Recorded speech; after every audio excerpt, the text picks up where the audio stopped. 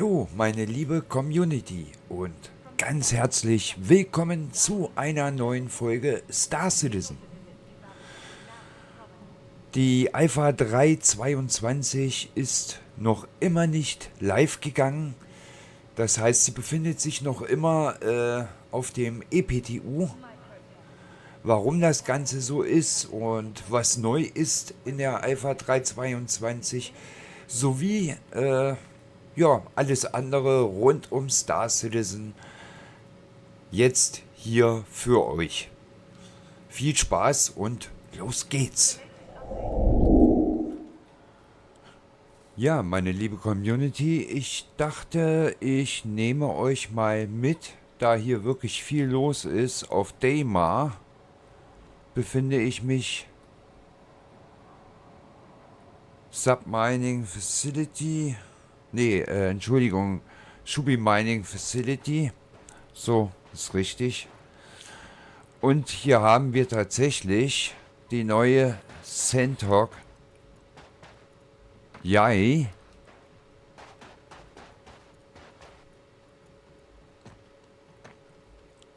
Ganz neu reingekommen mit dem Update. Wie ihr sehen könnt. Nur sehr unvorteilhaft geparkt, würde ich sagen.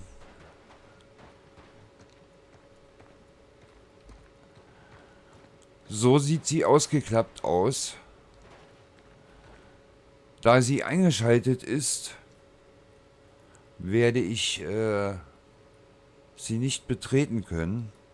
Aber sie hat 4 Spezialwaffen, Size 3.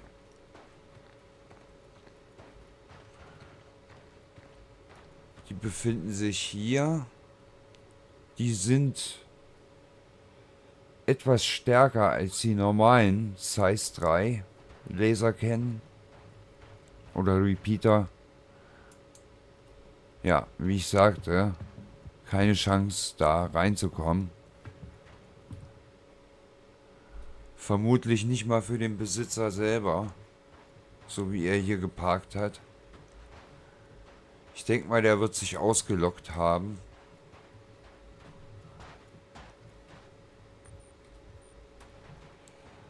Sie hat so ein mattes Grün, wie ihr sehen könnt.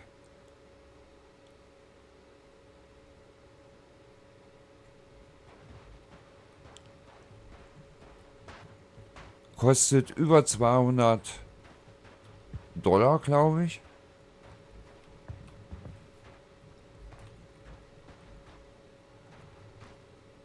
Hier kann man es, glaube ich, ganz gut sehen, das Grün.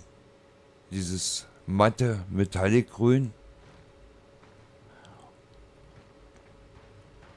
Und man sieht hier so ein türkisfarbenes Interface.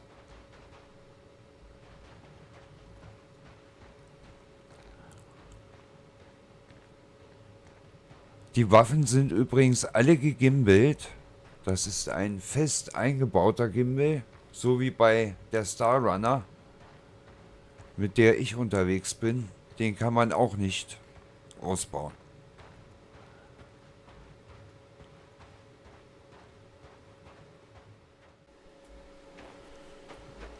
Liebe Community, als ich gerade mein Fahrzeug abholen wollte, bin ich hier auf die X1 gestoßen, die jetzt ganz neu im Verse ist.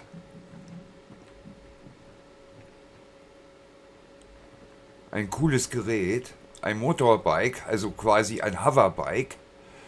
Die Konkurrenz zur Nox.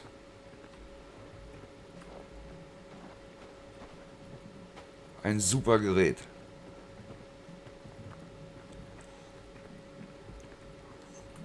Ich kann es euch leider nicht vorführen, weil es mir nicht gehört.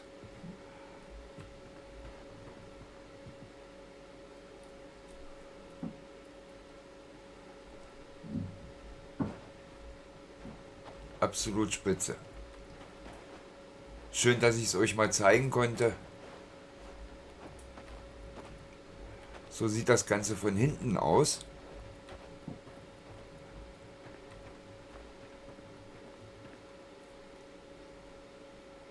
unglaublich schnell. Satte 200 Meter pro Sekunde. Könnt euch ja mal ausrechnen, wie schnell das ist.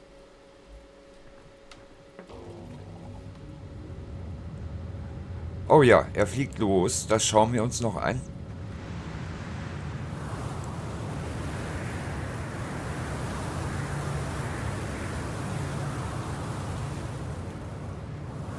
Sehr cool.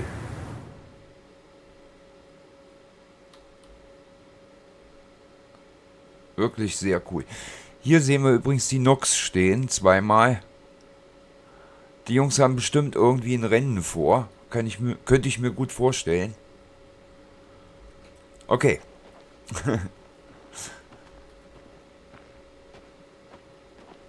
Bis gleich dann. Hallo ihr Lieben. Und willkommen zum Pirate Swarm.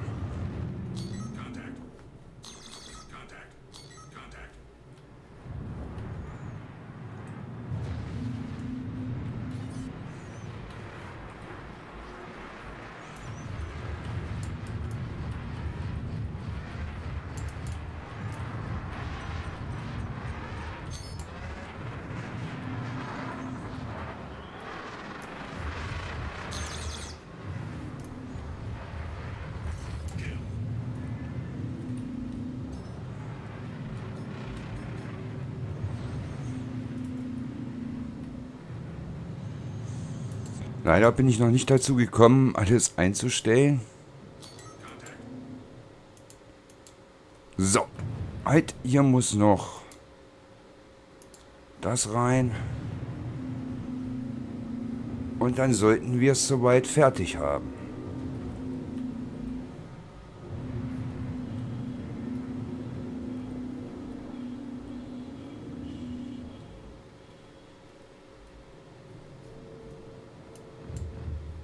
Ja, sieht gut aus.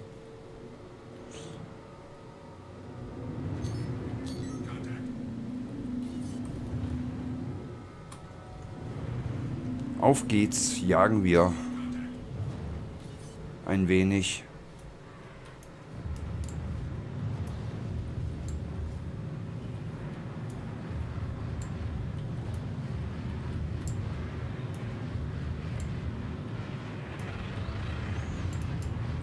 Der blaue da ist übrigens ein NPC, es ist kein Spieler,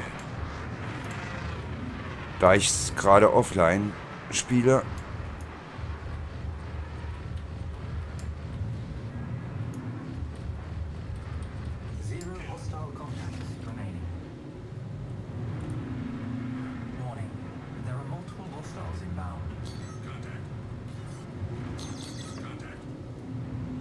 Diesmal haben wir eine Cutlass.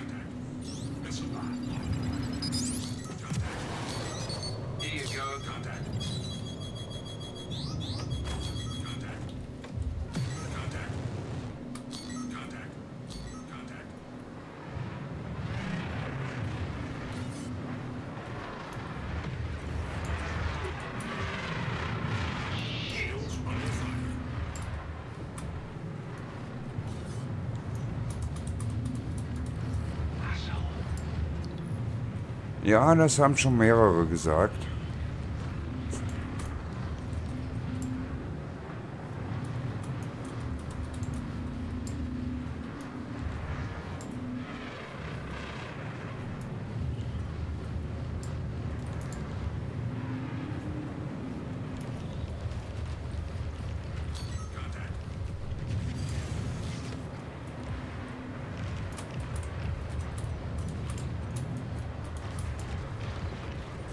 Ich glaube, ich muss hier mal kurz weg.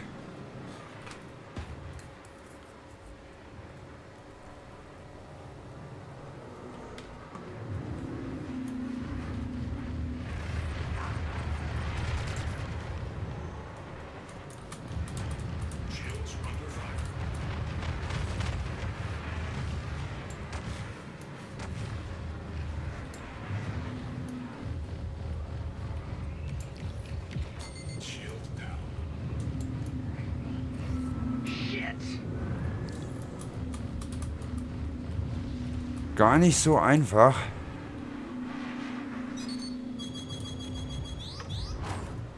Wenn man keine Spielerkollegen haben, die einem helfen können.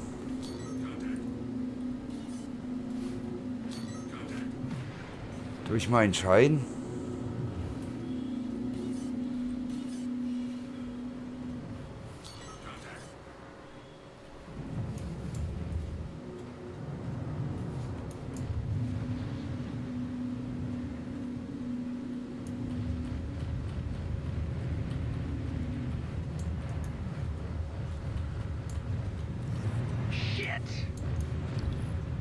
Ja, das kannst du so sehen.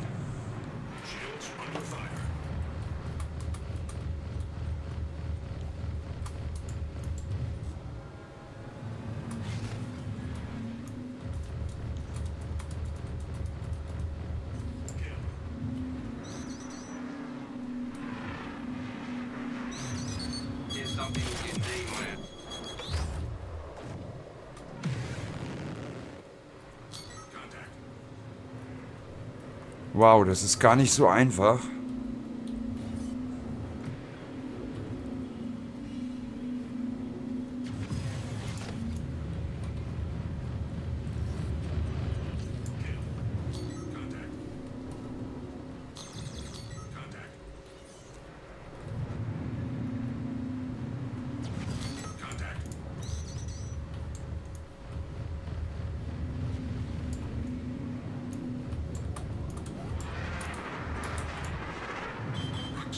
Ist auch eine Gladius. Das heißt, die ist genauso flink wie ich. Wow, das war knapp.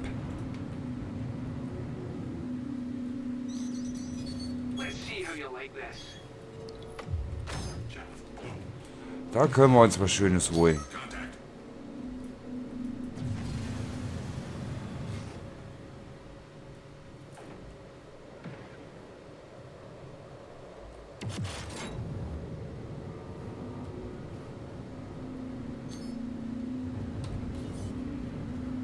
Und auf geht's in die nächste Runde.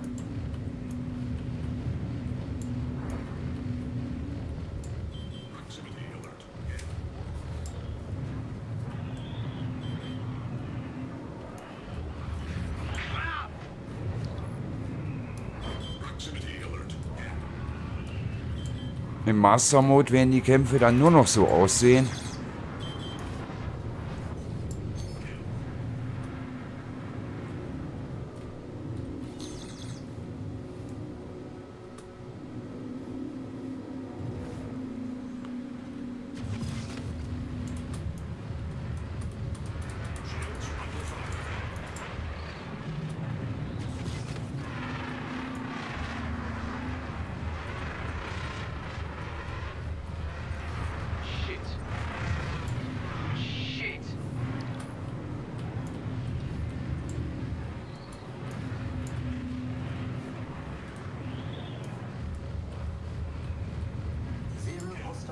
Ui.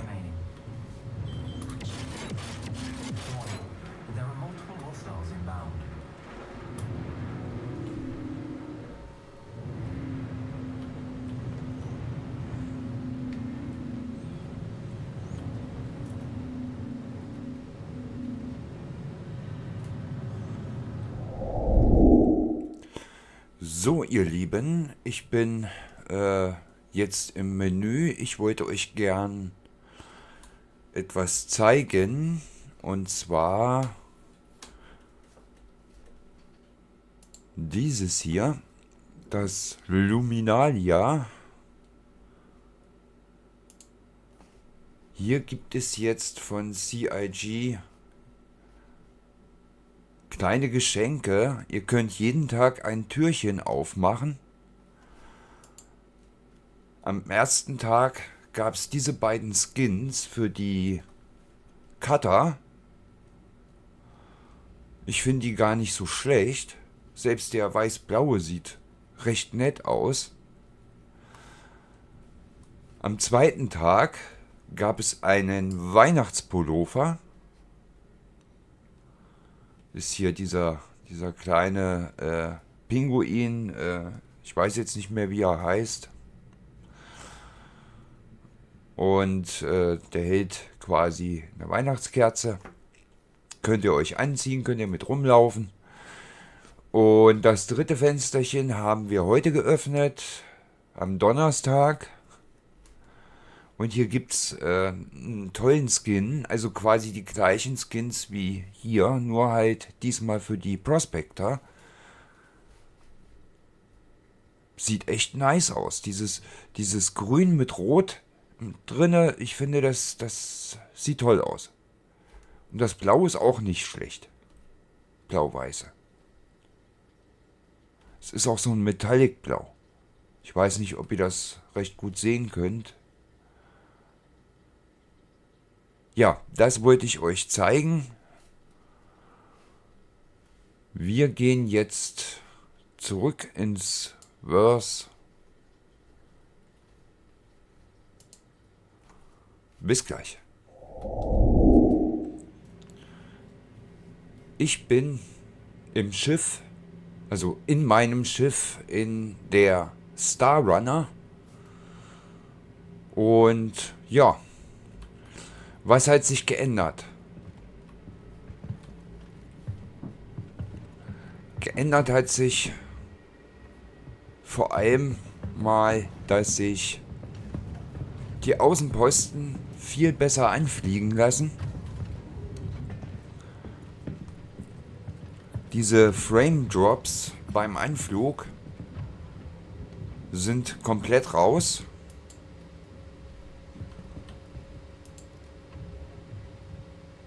Alles ist super.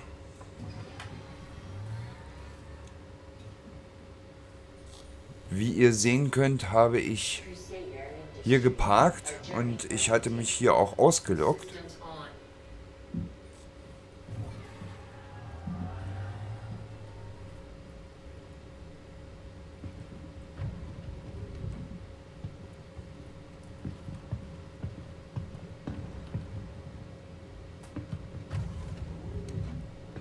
Es könnte da draußen ein bisschen gefährlich sein. Ach was, Moment, die sind ja da drüben drin.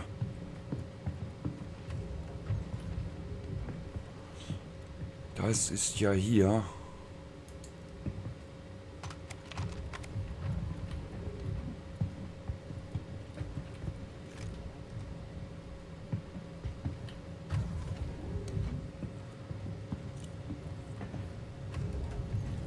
Und ich glaube, ich brauche auch einen Rucksack.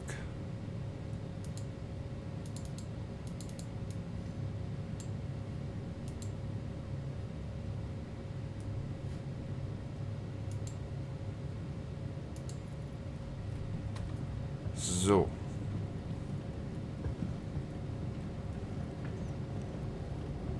Die wunderbare Star Runner.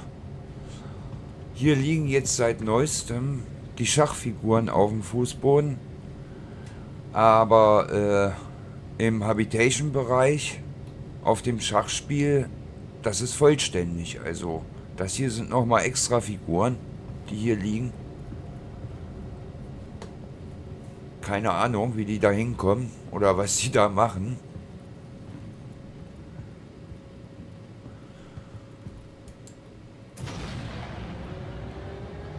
Ich dachte, wir schauen uns das Ganze nochmal aus einer schöneren Perspektive an.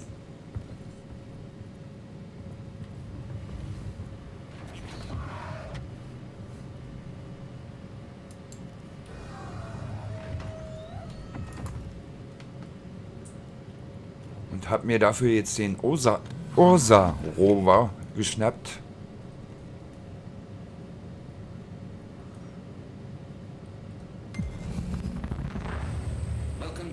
Space Industries. Enjoy the ride. System check. Ups.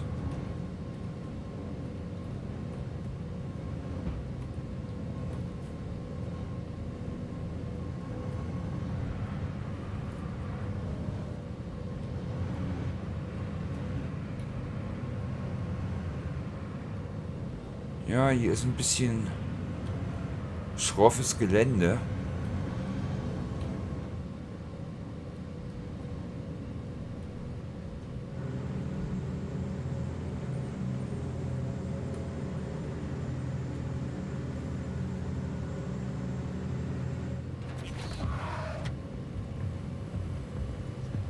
Helm brauche ich ja hier eigentlich gar nicht.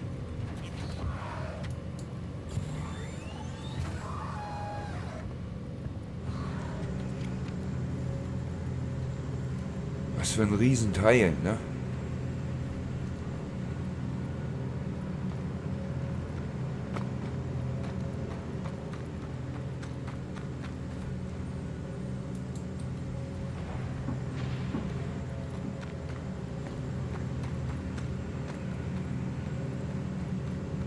Grad, doch schon recht frisch.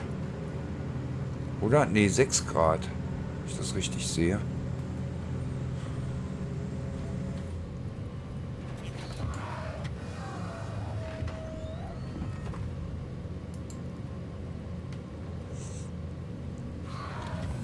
Ja, die Umweltbedingungen haben noch keinen so großen Einfluss auf die Charaktere.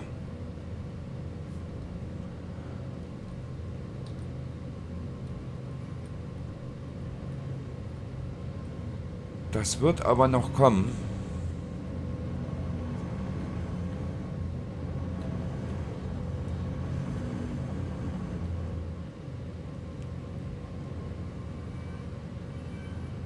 Jetzt müsste auch die Kanone mitgehen, übrigens. Ja, tut sie. Vollkommen richtig. Das ist das Schöne beim Ursa Rover. Da kann auch der Fahrer die Kanone bedienen, wie man sieht.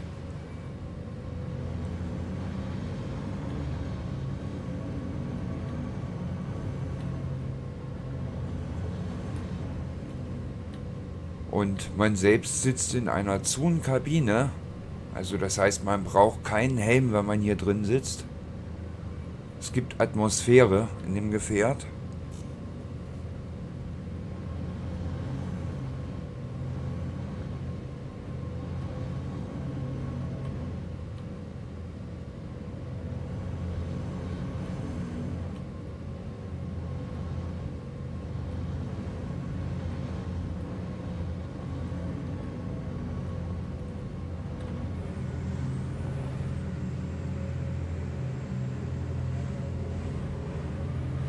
Ja, die Straßen sind ein wenig eng.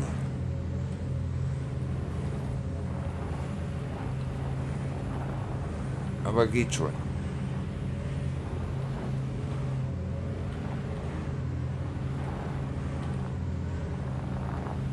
Ui, nee, das ist zu eng.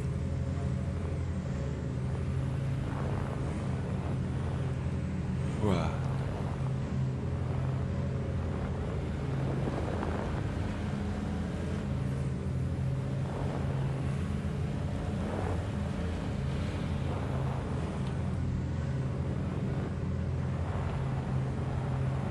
Also es gibt schon Straßen in dem Sinne. Uah.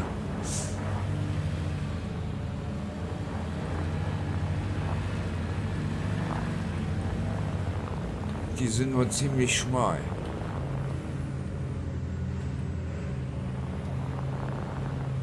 Ich fahre hier rum.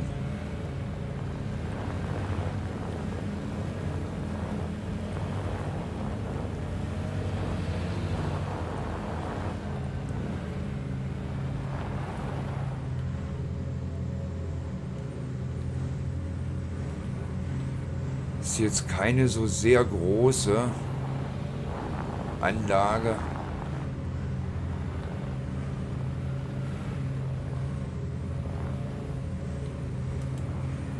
Das hier zum Beispiel ist schon der Hauptweg.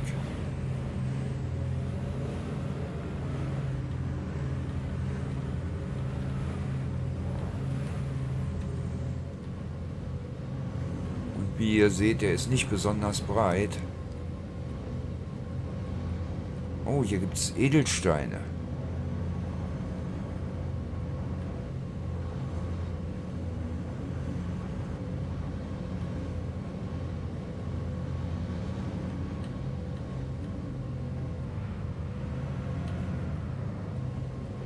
Genau, hier parken wir. Das ist eine sehr gute Idee.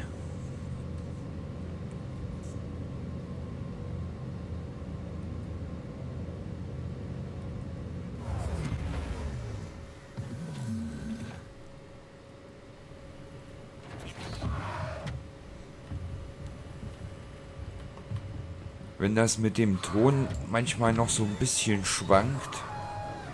Gerade was mit dem Spielton, also was den Spielton betrifft.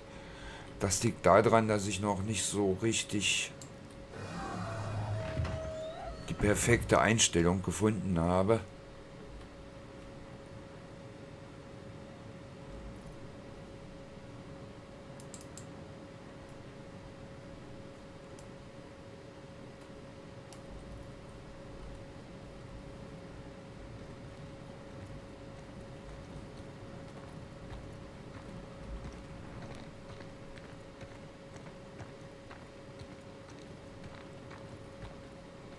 Ich arbeite aber daran.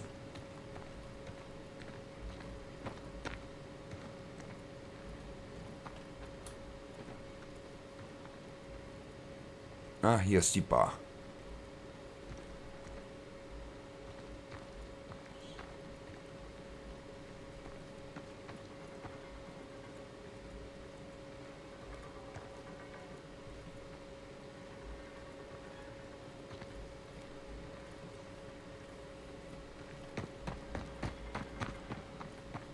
Schauen wir mal rein. Jetzt sind gar keine NPCs mehr hier, wie ihr seht.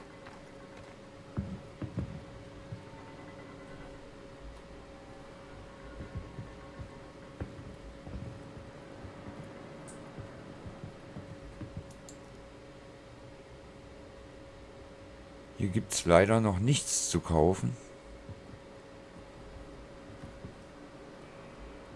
Und auch noch nichts zu trinken. Aber wir können schon mal froh sein, dass auf jeden Fall so coole neue Außenposten reingebracht haben. Die sind wirklich cool.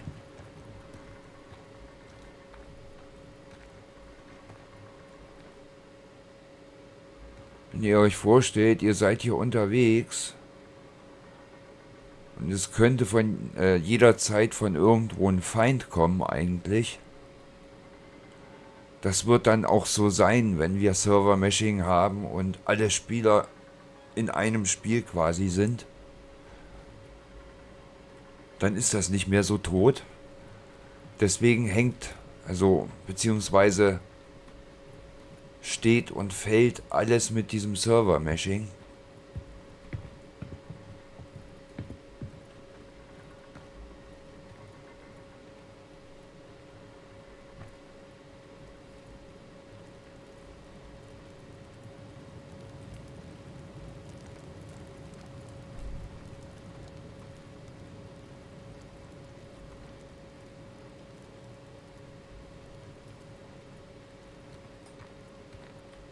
Ach doch, hier haben wir doch ein paar NPCs. Seht mal an. Und die sind sogar bewaffnet.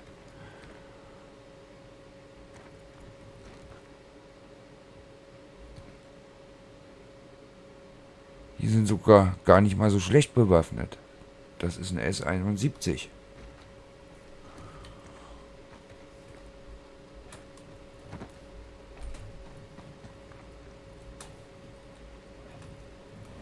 Na.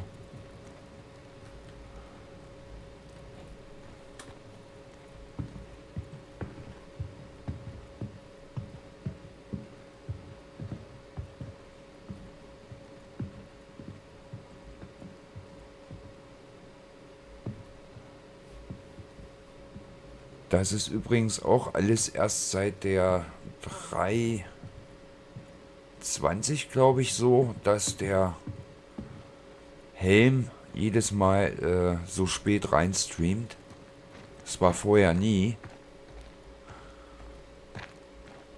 Ich meine, das ist jetzt nicht irgendwie ein Gamebreaker oder es ist ja eigentlich noch nicht mal nervig, wenn man es genau nimmt.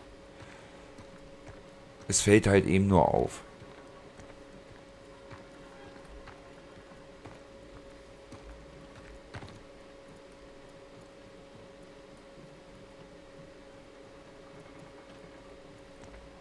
Hier oben ist der Wohnbereich. Ist schön, dass wir das auch mal bei Tageslicht so ein bisschen sehen können. Die Hütten werden wohl alle recht gleich aussehen, schätze ich mal.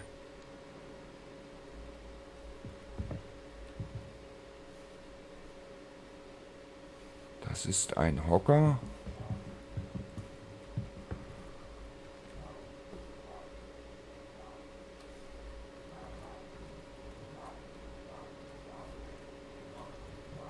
Kartenspiele können wir noch nicht nehmen. Das wäre cool, wenn man später auch Karten spielen könnte, ne? Das wäre echt cool. Sitzt am Tisch, spielst eine Runde Mau Mau oder Poker oder was auch immer. Oder den guten alten Skat.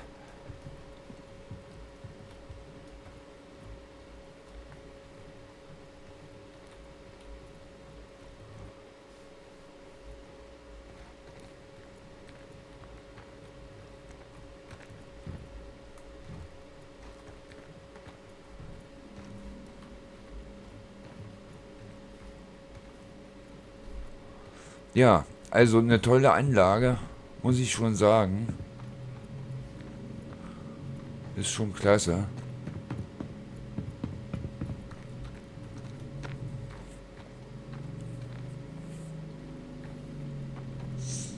Jetzt sind wir einmal durch.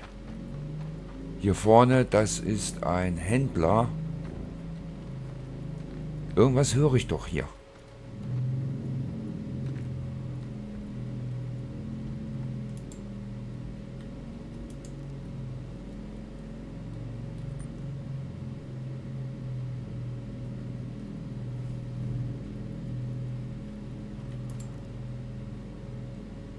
Das hört sich Recyclingmaterial. Das hört sich verdächtig nach, ich weiß nicht, Hoverbike an oder so.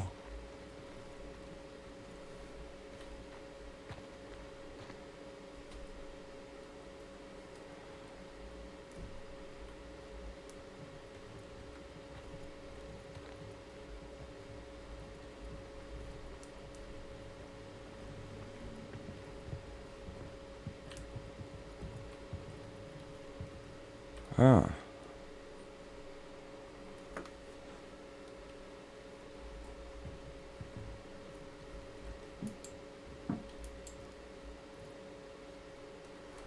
Der alles mitgenommen? Ja, hat er. Macht nix. Ich bin schon froh, dass er nicht auf mich geschossen hat. Das war nämlich ein Spieler. Habt ihr das gesehen? Deswegen hatte ich hier auf diese Hand geschaltet, damit die Umrandung von ihm aufleuchtet. Denn bei NPCs leuchtet die nicht auf. So könnt ihr das immer unterscheiden, ob das ein NPC oder ein Spieler ist.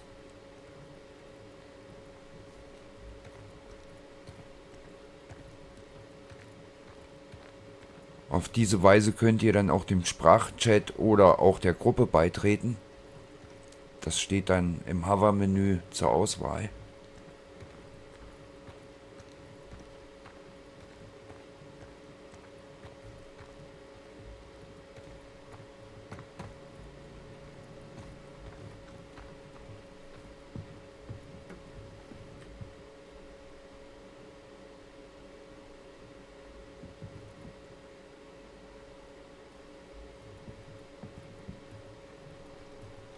Starfighter.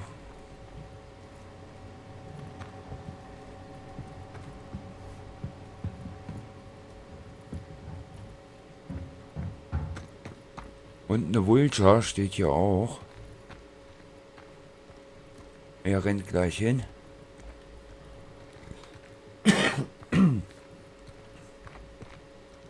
Gib Acht, nicht, dass er dich erschießt.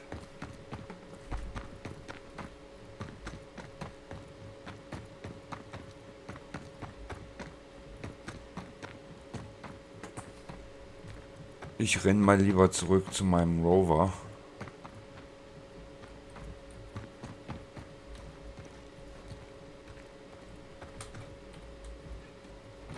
Der muss sich ja nur denken, wow, die Rüstung gefällt mir. Und schon hat sich das für mich erledigt.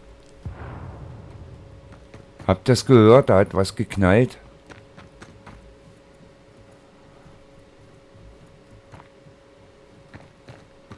Manchmal ist das Wurst gemein, aber immer irgendwie lustig.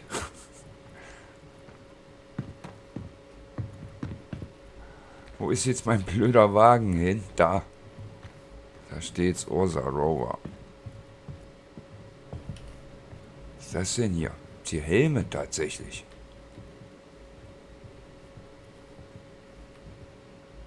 Und hier gibt's Knarren.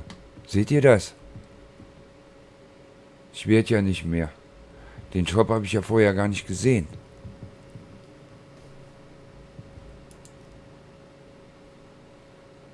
Jo. Das ist ein richtiger Shop.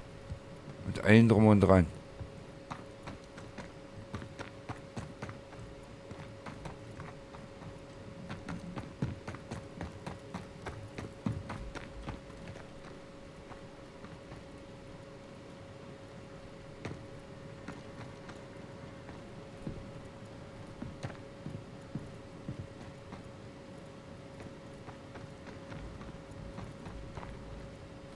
Ach Jungs, ihr helft mir doch bestimmt. Falls hier was schief läuft.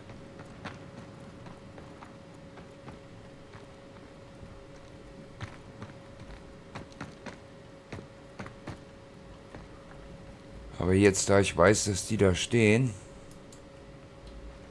komme ich da ja gar nicht durch mit dem Wagen.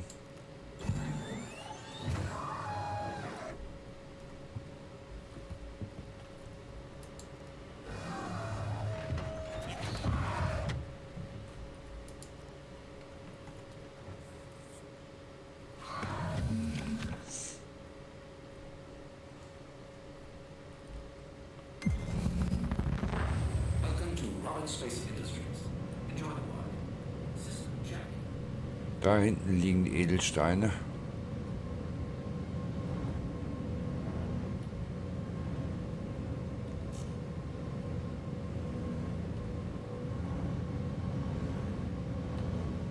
Ja, ich glaube, da hätte ich eh nicht drunter durchgepasst.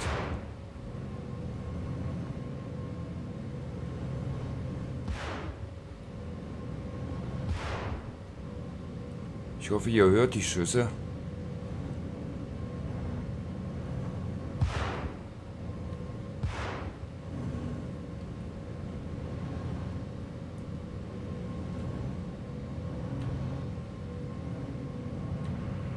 Ich habe mir sowas gedacht.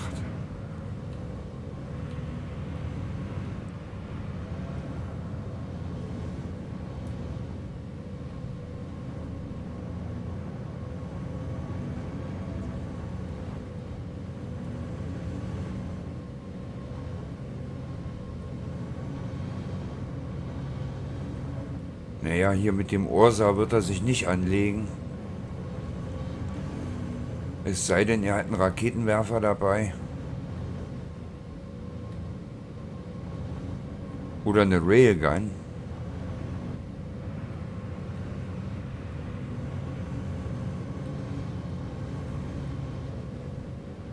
Dann kann man natürlich nie wissen.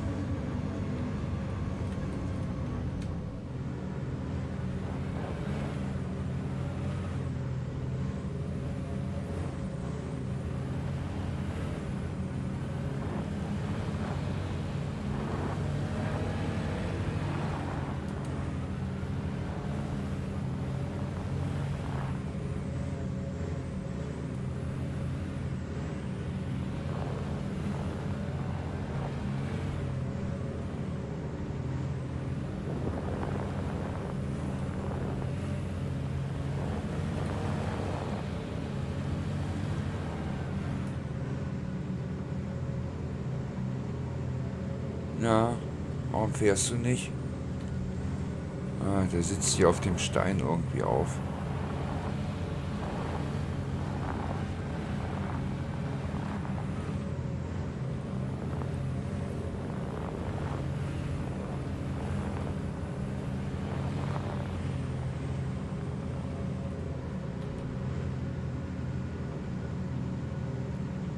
Och nö, bitte. Jetzt hängt er hier fest. Ich glaub's nicht.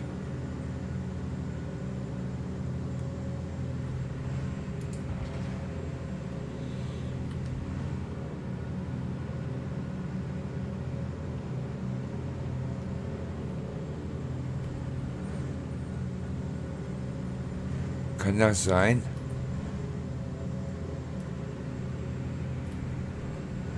Ausgerechnet jetzt lässt er mich im Stich? Das ist unfair.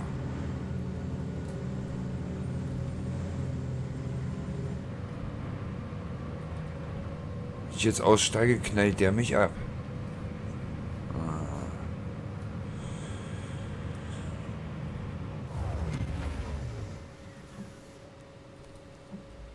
System off.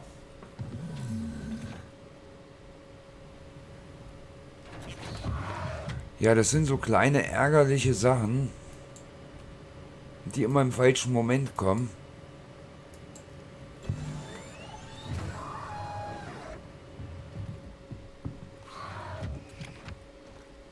Der hängt hier einfach fest.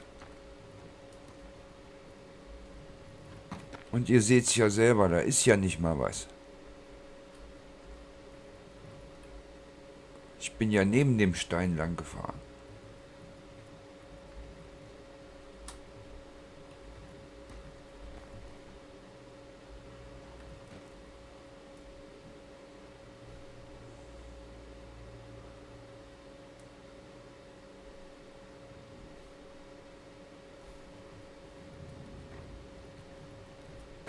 Na gut.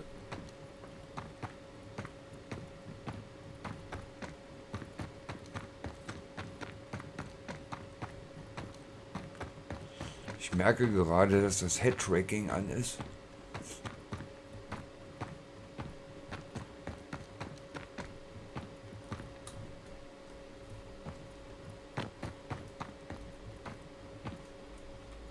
So, jetzt ist es aus.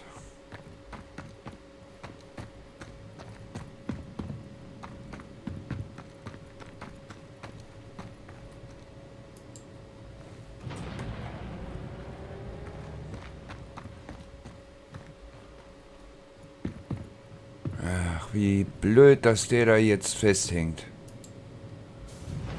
Schade, schade, schade.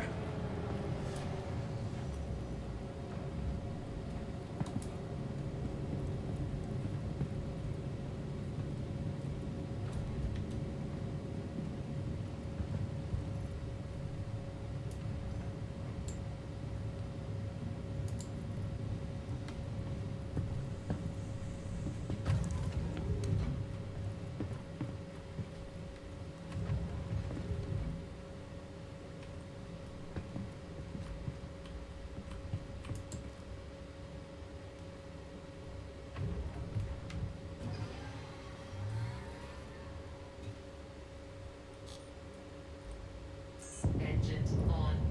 Quantum fuel 100%. Ist jetzt eh dunkel geworden. Oh, man hört aber Launch complete. noch immer die Schüsse. Alert. Rear crash close.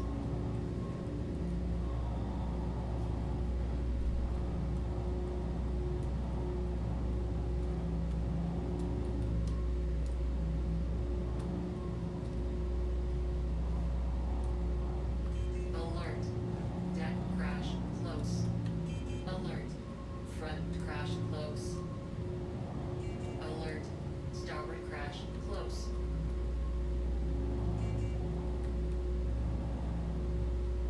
Alert. Deck crash close.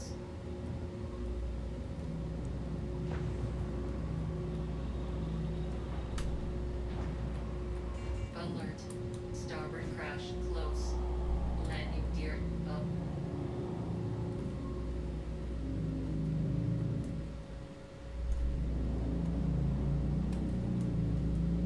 Das ist schon eine interessante Location. Aber wie gesagt, wenn ihr da seid, seid vorsichtig. Ihr habt ja die Schüsse gehört.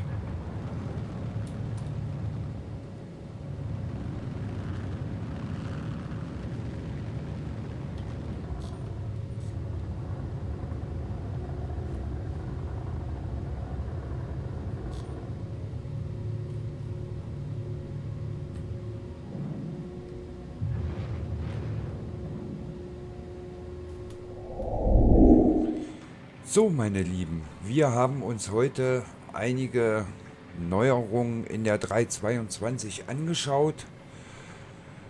Ja, das soll es erstmal für heute gewesen sein. Im Anschluss für euch wie immer noch das Inside Star Citizen. Viel Spaß damit wünsche ich euch und ich hoffe, ihr schaltet auch beim nächsten Mal wieder ein, wenn es heißt Star Citizen. Mit mir, Micha 301. Ciao.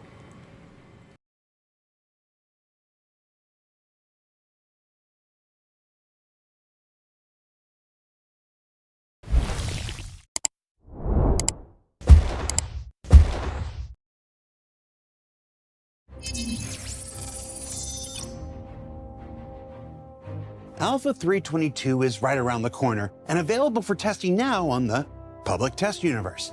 But arriving with it are 3 newly flyable and drivable vehicles from manufacturers as varied as Apoa, Origin, and Drake. Let's find out more. So in Alpha 322, we have 3 new vehicles available, and they cover a huge range of both size and role, and we're going to spend a little bit of time talking about them. Let's start with the most exotic, the Apoa Santok. The Santok is a medium fighter from Apoa, but it doesn't follow the traditional medium fighter role that we see with human manufacturers. It has, for its size, quite a lot of health and classic Xi'an high maneuverability, as well as being extremely flashy in both its function and form. The idea with the alien ships is that we don't want them just to feel alien, we want them to feel different within their own rights, within that kind of alien spectrum. On the Gattax side of things, we've really kind of tried to make them feel quite industrial, quite strong and chunky, whereas on the Apoa side of things, we took more inspiration from the insect form, so we want them to feel a lot faster, a little bit more kind of aggressive and have a bit more attack in their shapes. When you first see the Santok you'll clearly see the family lineage between itself and the Katual, which is the light fighter from Apoa. It's their kind of second Xi'an ship that they've made, and it's really bringing kind of a big brother. They both have 2 stages, or 2 transform states, from landed to the flight pose, and you see that very classic Apoa flowering transformation from a more horizontal position to the more vertical flight and combat position. It's still got the kind of nice big transforming kind of style when it transforms from landed mode into flight mode. But we've really tried to kind of push the alien aesthetics a little bit further this time, both interior and exterior.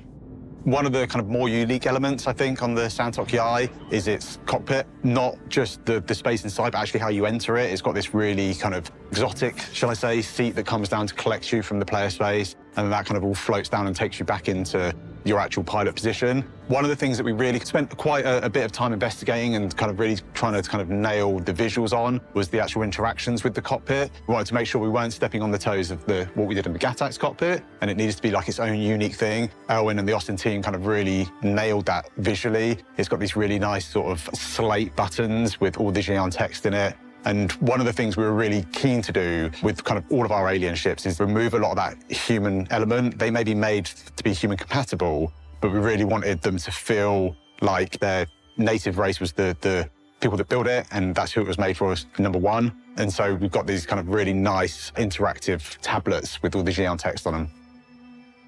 Do have a number of paints coming out with the Santok. They are still currently just being developed and signed off as we're filming this now. Again, we tried to kind of do something not necessarily kind of completely new, but kind of just push the bar slightly with what we're trying to do. It's that kind of fine thing where alien doesn't always mean fancy and unique, but we do want it to feel a little bit different to what our kind of human races are. It's very obvious when you see the silhouette of the ship and when you see it in flight what it is, but the paints is kind of that little icing on top. And also it kind of gives that really nice read when you get up and close and personal with it. The Santok is a fighter through and through. It really excels at that. It doesn't have any secret hidden features, but it does have all of our latest tech and features within it, such as weapon racks, personal storage, and accessible components.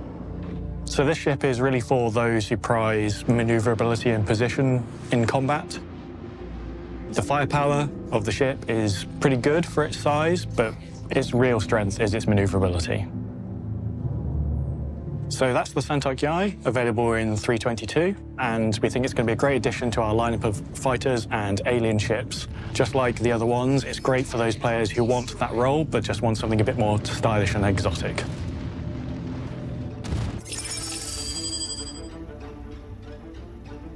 From there, let's go from space combat and atmospheric combat down to the surface and talk about the Origin X1 series. The X1 is Origin's first hoverbiking game. It's their kind of answer to some of the other hoverbikes we've already got from different manufacturers, like the Nox, the Dragonfly. This bike was kind of developed alongside the 400i in its concept phase, and the idea was that this is that kind of classic, smaller kind of day vehicle that you can take out from your big, exciting explorer ship. Those two kind of go hand in hand. It has its own little garage at the front of the 400i, and it really just allows you to, once you've landed on planet, you can then kind of leave everything back on your ship and go out and explore and kind of chase down the thrills of the planet on a nice little hoverbike. I'm sure the more enterprising of you out there will be finding all different ways of getting these into places they shouldn't be, such as the upcoming distribution centres.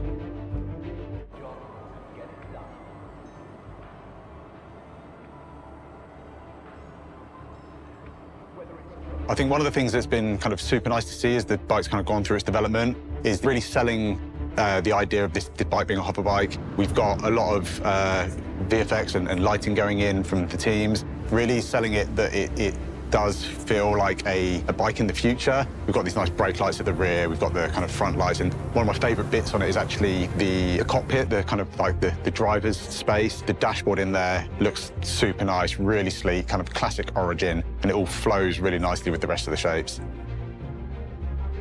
The X1 series is a series of 3 bikes that allow Origin to have their own edge of the market in terms of hover bikes and to have 3 different play styles within them. With the X1 Force, this is designed to aid in ground combat, allowing you to be on a speedy, small profile target with some shielding to allow you to absorb a few hits and help engage combat. And then we have the Velocity, which removes the weapon hardpoint and instead gains speed. Whilst tuning is underway at the time of recording, we intend the X1 Velocity to be a competitor to the Nox, and both of those are designed to be faster than the Dragonfly, which is more utilitarian. So the Velocity is a great addition to the ground racing community and will be right at home in all the ground racing tracks. The base X1 is there to provide an option for those of you who don't like the Nox or just don't like whatever aesthetic you think Drake users have.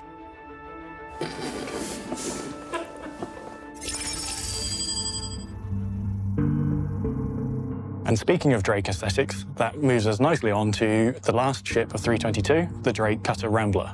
The Cutter Rambler is our 3rd variant of the Cutter series, and it kind of rounds off the series as a whole. As we talked about at CitizenCon, the Drake Cutter family was always designed as a family of 3, and we've shown you the base one and the Scout. The Rambler is the 3rd one, and it is designed from the start to be the more fleshed out premium starter explorer combination of the 3. I know Premium and Drake might be a bit of a weird juxtaposition there. They are a very functional manufacturer, a no-frills manufacturer. That really kind of is sold nicely on the interior space. We've sacrificed some of the rear cargo space for the larger habitation. This allows extra space for both a suit locker, a food machine, and somewhere to eat that food and a nice little table to chill at. But even within that habitation, you can see how they've moved the bulkhead back one, they've moved the bathroom, they've opened up this nice space, and then they've put, a seat, a desk, a little jump seat, and the bare minimum you need as a pilot going out and exploring our universe.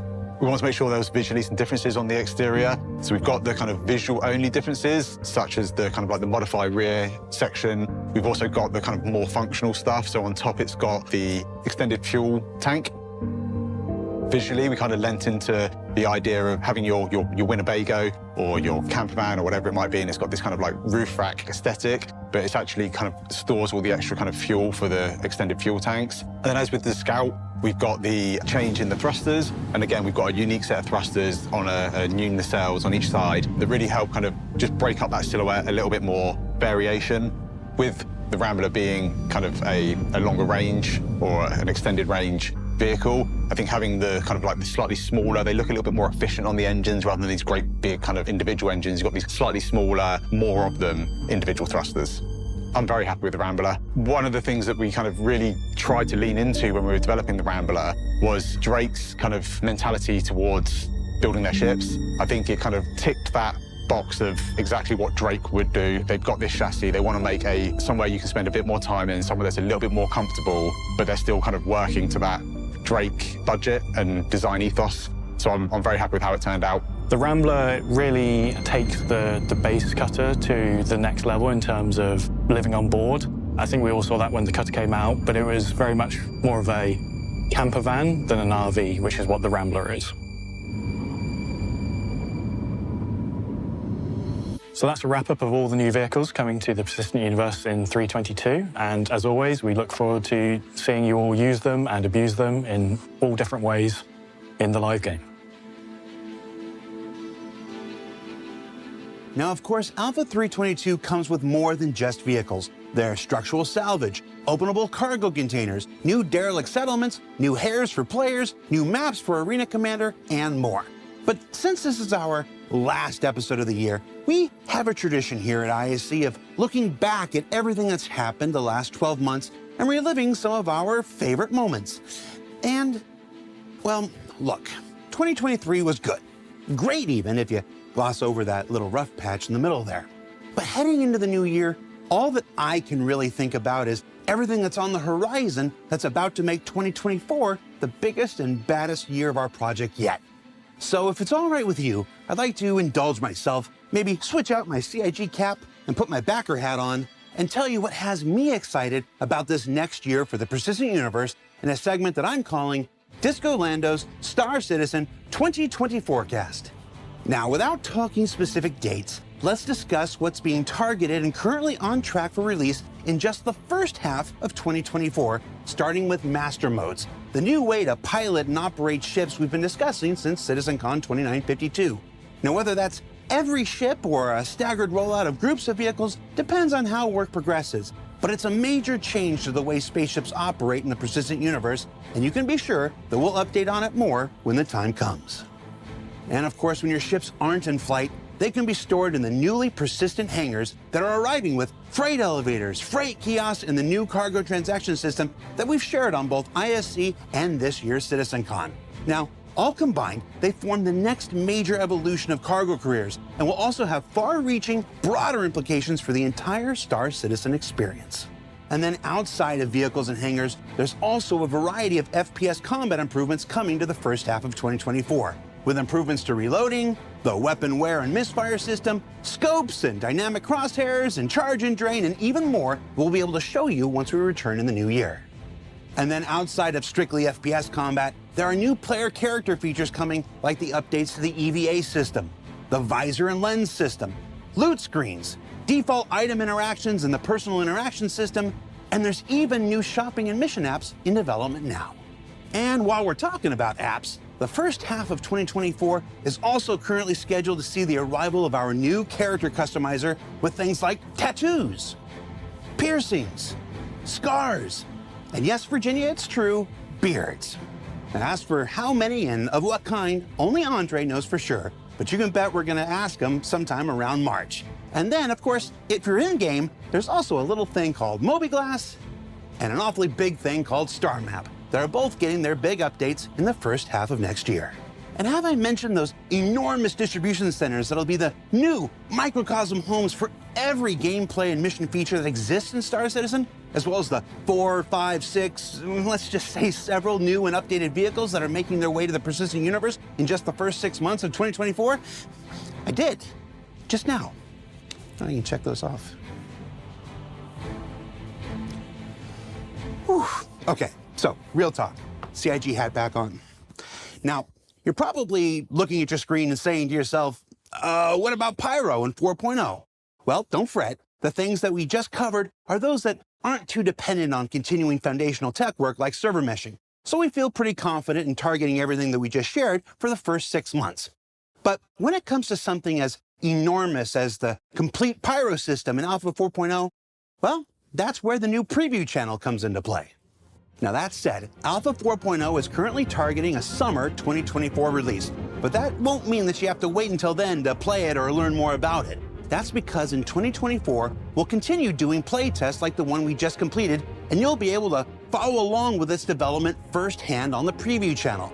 That's the planets, moons, space stations, settlements, and outlaw lifestyle that comes within the Pyro system, but also an entire host of additional new features, content, and quality of life improvements like, fully functional jump points, the new quantum travel system, new vehicle HUD and MFD work, resource management, hacking, and much, much more, all being worked on in tandem.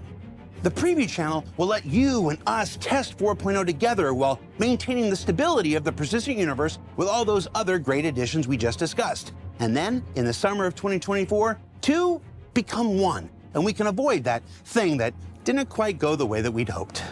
The holiday live stream? And then, just because we're cheeky, there are still some things better left for you to discover on your own. And don't forget, we haven't even talked about the back half of the year yet. All in all, 2024 is shaping up to be the watershed year for Star Citizen.